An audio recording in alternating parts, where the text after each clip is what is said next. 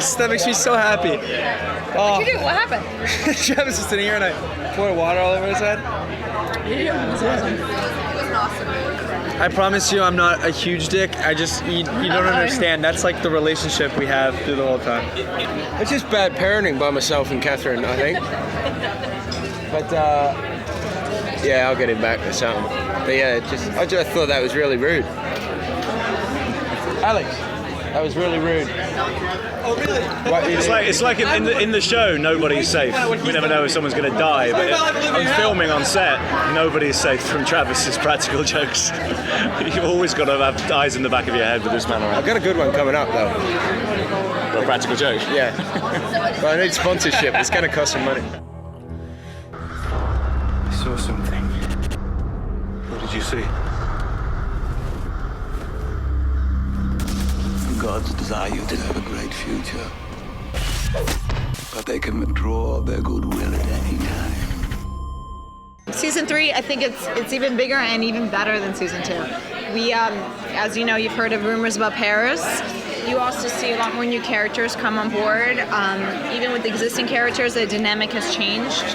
For example, Lagertha and Björn, as mother and son, has changed in season 3. You will see every character have their own arcs and their own ups and their own downs, all within 10 episodes, and that's the genius of Michael Hirst's head, and put that all on paper, writing every episode. So you would love it.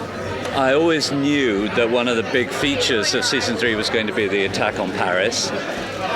And the other big feature of season 3 in terms of where we needed to be geographically and things was the settlement that Ragnar had left in Wessex, because we knew from season 1 that one of his biggest dreams is to settle some Scandinavian farmers in other territories with good land, because coming from farming stock himself, he knows that there's not enough land in Scandinavia. The Vikings had to colonize other places, work with other people. I'm glad a lot of family stuff's out of the way. Last year, the first year, Ragnar was all about exploring, and but then he got caught up with all the family issues, all the drama at home. So this year we get to go to Paris and do what Ragnar wants to do, explore. We've seen some of the concept art for Paris. They're still building it.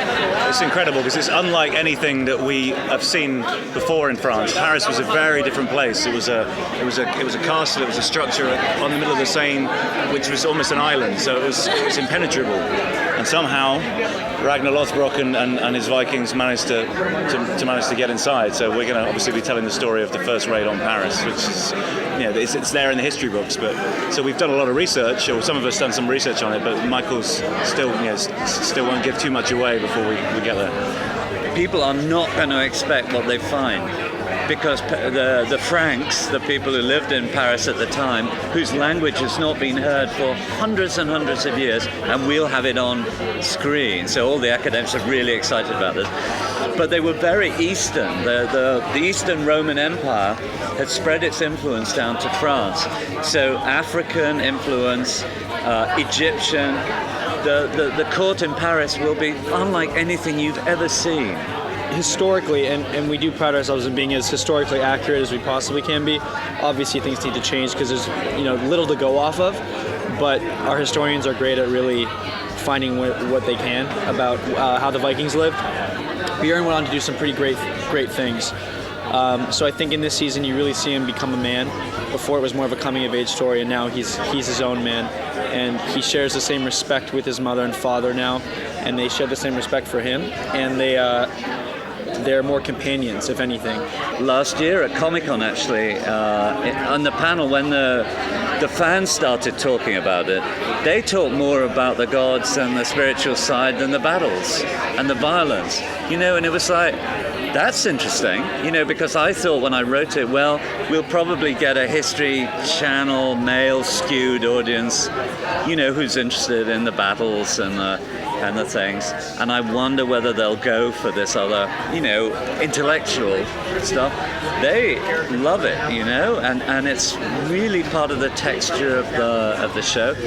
And for some reason, there's a huge interest in paganism and other kinds of spirituality and things.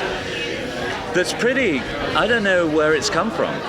I think what draws us together and gives us a mutual respect again is that pagan Christianity thing, where there seems to be unrest within the camp, with some people not liking the Christians being involved in anything and keeping our old pagan ways. And I think the brothers obviously being brought up the same way, so they have the same beliefs and they have that as a common interest. And I think Rollo finds a way of having his brothers back that way as well. Just being able to kind of not even have to share that much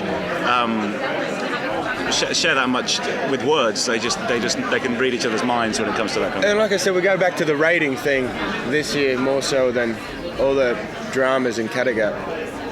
So we'll be on the boat again together raiding. I'm hugely